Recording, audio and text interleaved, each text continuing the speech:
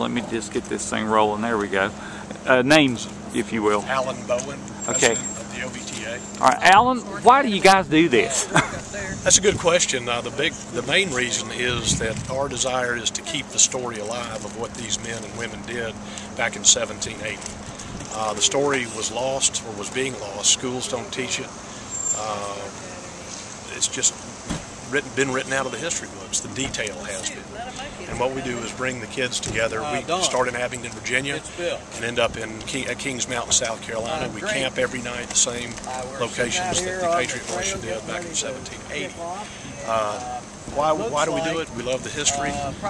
We honor the people that did this. Thomas Jefferson wrote after the war that the Battle of Kings Mountain, the victory there, was the turning of the tide of the American Revolution. We stopped, these men stopped the most powerful army in the world. Cornwallis was making a push from the south, and when he heard learned of the defeat at Kings Mountain and he lost the western wing of his army, he started to retreat back into South Carolina, and then Yorktown happened a year later.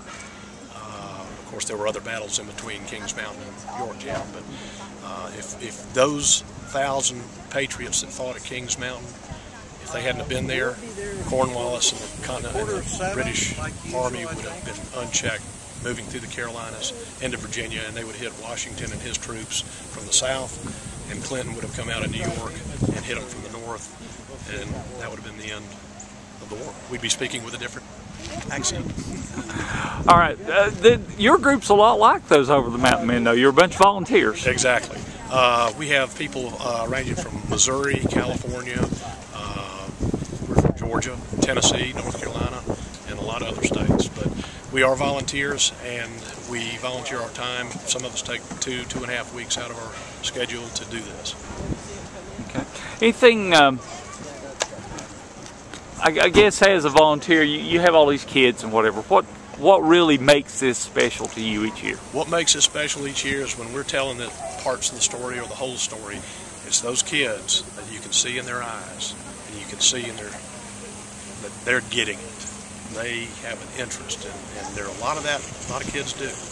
There's some that don't, but the others, that is satisfaction to the hill.